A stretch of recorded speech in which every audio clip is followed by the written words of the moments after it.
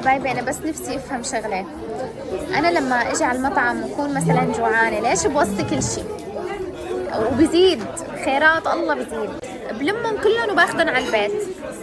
باخذهم على البيت، اخواتي بياكلون عادي، بس انه ليه يعني وصيت معكرونه خشبوري وسلطه باذنجان رح اجربها لاول مره هون وبطاطا، بس ما وصلنا شي نشربه، كيف حنبلع كل هاد؟ ف أنا كلش تعبانة، بس هون الأجواء بتفوز والله. الطلعة بالليل والونسة والعالم كتير عجقة، كتير أصلا منيح لقينا هاي الطاولة، على فكرة بس في طاولة وحدة اجينا لقيناها يعني. وحركة المباراة كتير حبيتها.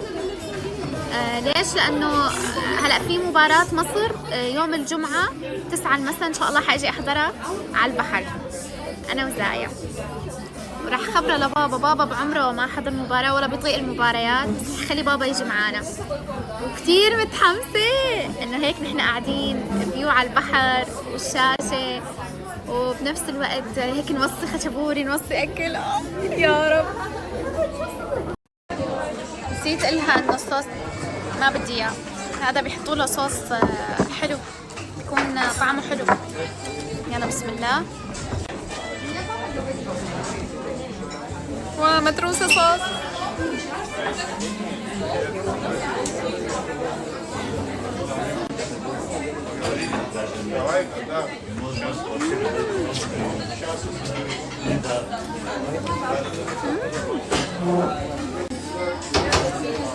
حرفيا 3 أنواع فيها، جبنة طيبة كتير، بندورة وباذنجان كتير طيبة.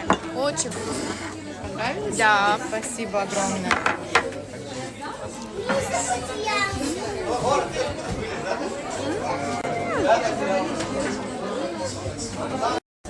هلا بدنا ندوق الباستا. بسم الله. احلى شيء بالمطاعم لما يحطوا لكم لقمتين، لانه انتم بدكم توصوا كذا نوع، يعني لازم. اسمع وين الجبنه بالضبط؟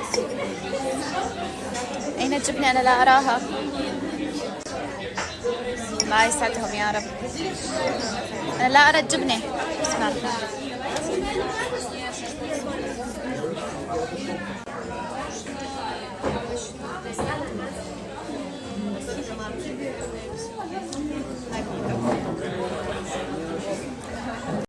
هنا نسيانين يحطوا الجبنة أتوقع. شايفين فوقها في رشة جبنة، اقسم بالله رشة جبنة.